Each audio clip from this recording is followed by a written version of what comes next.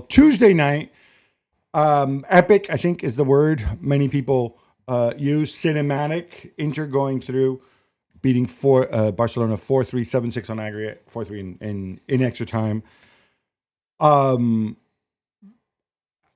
This game was a roller coaster. It was absolutely gripping. Inter 2-0 up, then 3-2 down. Yeah. With Rafinha scoring minute 88, and you think it's all over? Yeah, it should have been. That should have been, but you don't. Francesco Cerbi.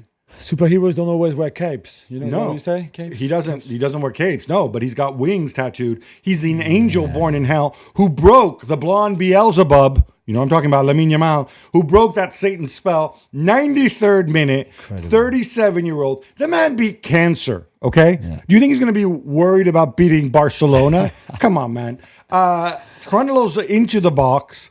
He's a pure left footer. What does he do? Right-footed finish as well.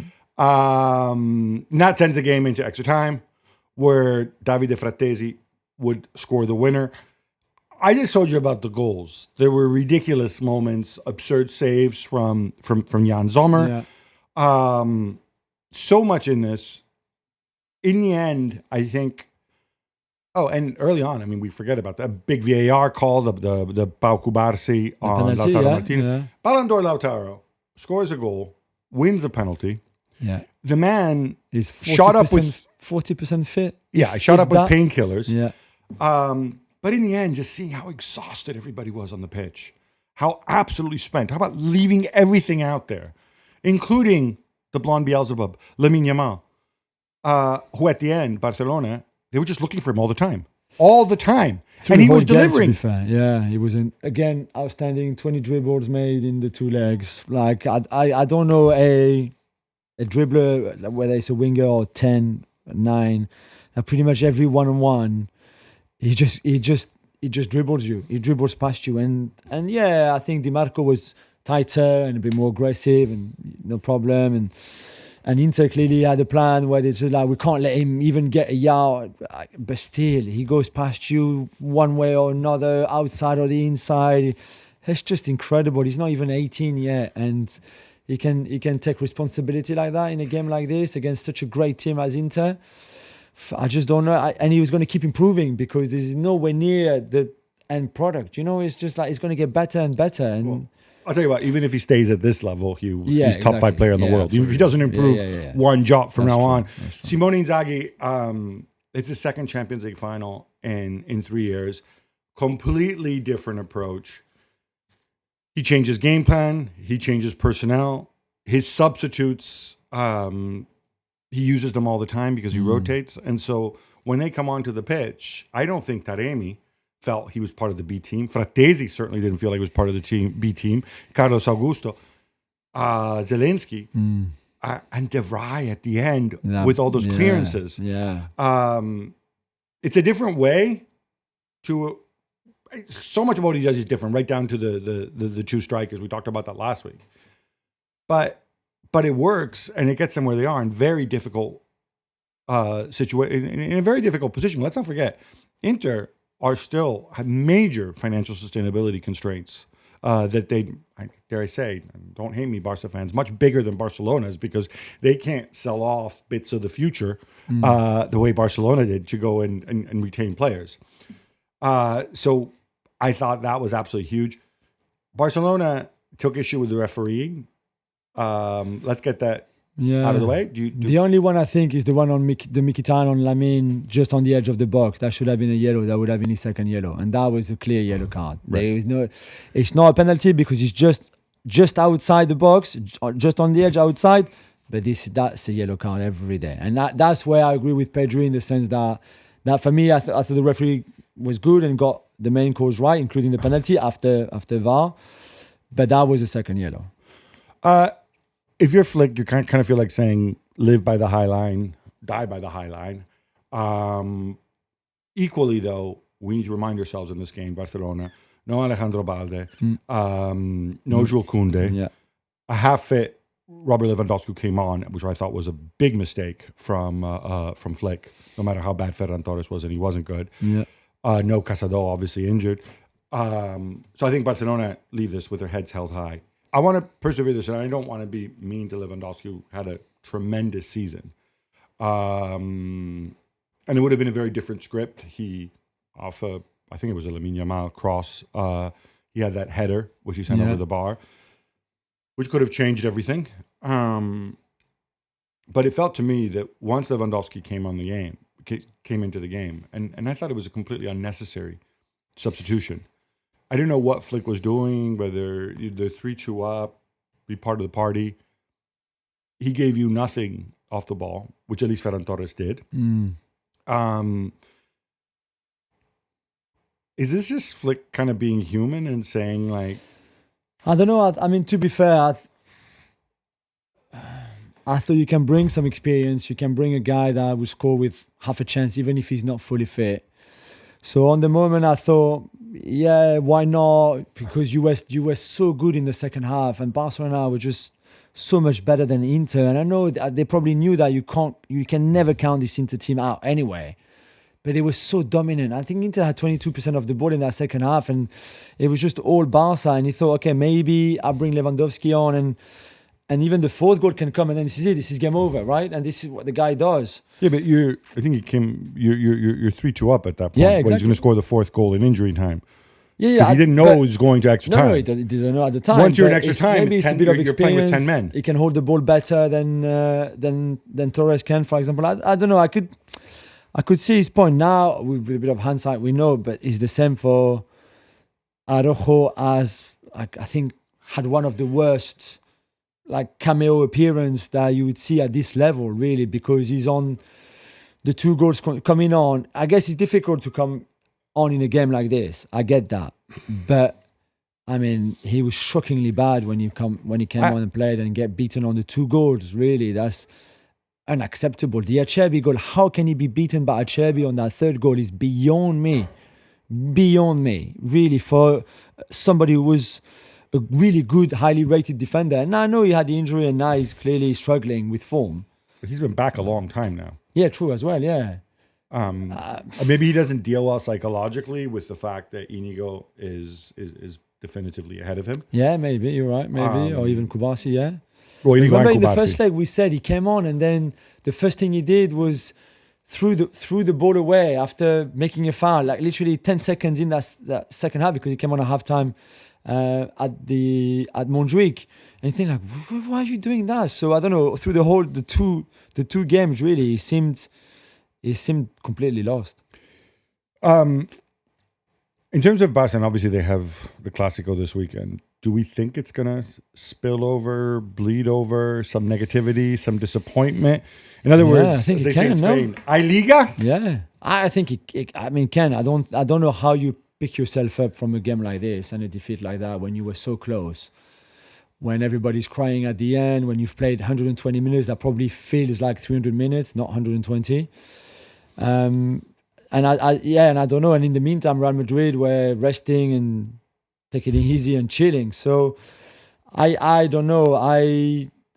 It's more the way you lost the game than anything else, because that equaliser from Acerbi is the killer, really, and it's a goal you should never concede. I know we said the high line is your strength and it's also your weakness. I get that, but the way they are setting up on that goal, the shape that they have defensively in the 93rd minute when Jan Sommer had the ball and it was a long kick from Jan Sommer, is unacceptable at this level. It's on Flick, on those players, the more experienced one, the younger one, Chesney, De Jong, whoever you want. I find it scandalous to consider a goal like this. If you look again at the Inter move, it's ridiculous from a Barcelona point of view defensively. So much of the focus is obviously scapegoating, from a Barca perspective, scapegoating the referee, blaming Araujo, the Lewandowski substitution. I also thought, I was just struck by how much they look for Yamal. Again, we said it in the first leg. Dani Olmo, I'm not a huge fan. I thought, except for his goal, he contributed almost nothing. And you're supposed to be the other creative source there. Yeah. Rafinha, again, except for his goal. Rafinha also was kind of, I thought, a passenger in a lot of the game. Pedri I can give a pass to, because I kind of feel Inter was so compact and defended so well, who's Pedri supposed to pass the ball to? Like it's harder for him to in this. And I don't think Pedri was bad in this game by any control stretch. The second half especially. But once it goes into extra time, it really looked like those games like that we played as kids when you had one kid who's better than everybody else and everybody just passes him the ball time and again. Yeah, I mean, I think Balde's absence is a huge blow for Rafinha and the way they play together, because Real Martin is very different, and Martin's quality on crosses in the second half especially was outstanding, and I was like, wow, okay. His defending less so. Yeah, for sure. Yeah. You're right. But that was a good weapon from Barcelona, and they used it a lot, and Olmo obviously scores like this. But maybe because he was so hot, you just have to give him the ball, like you would give it to Messi, like you would give it to, I guess, Maradona when he played. Hot hand. Yeah, no, just like, give it like Arsenal used to give it to Thierry because Thierry on his day was unplayable. So, and maybe there's even subconsciously, that's why you do it, and he can do something special. And as we said last week, he wants it all the time too. Yeah. So it's not like if he's trying to avoid getting the ball, but no, he wants it, so you give it to him. I don't know. When you have so many chances and shot and you face a goalkeeper like Sommer who's clearly walking on water, I'm not sure attacking wise how much you can really question what they did, because on another day they could have won this game 4-2, So 5-3, 7-5. Yeah, no, really. There were so many because, for opportunities example, in this. then I turn it around. Okay, offensively maybe they could have done differently, but defensively, Chesney over the 2 legs faces 9 shots on target. 9 shots on target for a combined XG of 3.2. Right. Well, and he concedes 7 goals. You can't concede 7 goals off 9 shots on target. I'm sorry. You can't. And I guess to go back to Sommer and Donnarumma especially, and Raya I don't think can really be blamed for anything in the other semi-final. But you need a world-class goalkeeper to go to win games like this one, I think. And Chesney is not a world-class goalkeeper right now. And I think that showed, especially probably more even in that second leg. He made a big save in the first leg, which could have turned things around and really set a very different tone for this return leg. And let's not forget, this is a guy who had literally retired. Yeah, exactly. I mean, I think, and that's part of the problem with the high line. I want to also give a shout out. When you see players, we see this in World Cups. We very rarely see it in league football. When you see players who clearly are half fit when they play and they give everything they have. Late in the game, I'm thinking of Denzel Dumfries, the other double D. Yeah. I thought he was an absolute monster in this game. And obviously, Sommer was voted man of the match. I think Dumfries would have had a strong case as well. I think of Thuram, another one. The guy couldn't hardly walk. Every decision Thuram made was the correct one. Yeah. When Thuram gave the ball away or screwed something up, it's because he's not good enough in that moment. But mentally, he never made a mistake. Yeah.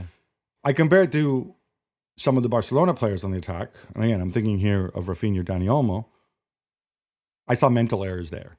I don't know if that's the coaching, if it's the preparation, it's the intensity. But maybe this is also a game where experience showed. Yeah, maybe. I mean, Inter have, I think, 8 players starting that semi-final second leg that were already in the final 3 years ago. So, 2 years ago, I think, in 2023. So I'm sure at some point for Barcelona, who's a very young team, especially when Lewandowski doesn't start, for example, it probably made a difference at some point. I even felt the way Inter managed extra time when they clearly were second best in that whole second half, as we said. But to manage extra time the way they did showed so much composure and so much experience and kind of know-how, which I know we're used to it with Italian teams because I think this is something you do really well. But I was really shocked of how good Inter were in extra time, considering how dominated they were in the second half and how you go from being so dominated to actually managing it so well and scoring a great goal, to be fair. Yeah. And I think this is the flip side of when people talk about, people wheel out the old stereotype about Italian defending and blah, blah, blah. In Italy, if you're 2-0 up and then you go 3-2 down, that's like the worst. You're an absolute moron. Yeah. Right? I mean, you failed. So they knew that that's what happened to them. They were 2-0 up and they went 3-2 down. And one of those, at least one of those goals, they could have completely avoided. Incidentally, the Eric Garcia ball. So when I look at this, even mentally, to get back into it, that's a real credit to the players, because that's the flip side of this defending. It's not like this, ha ha ha, yeah, like German football, let's go and outscore them or whatever. No. It's it really is huge that way. And seeing Simone Inzaghi all Under wet, the rain, yes, even more dramatic, really. And what a night! The less cool, less handsome brother turns out to be a much better coach. Although Pippo Inzaghi promoted with Pisa. Pippo Inzaghi is kind of like the Daniel Farke of Serie B, albeit much cooler, much wealthier than Pippo. Yeah, I'm sure. Has a lot more sex. There's a famous song. That's why I'm referencing this about Pippo Inzaghi. So anyway, Inter, like Paris Saint-Germain, the treble's on.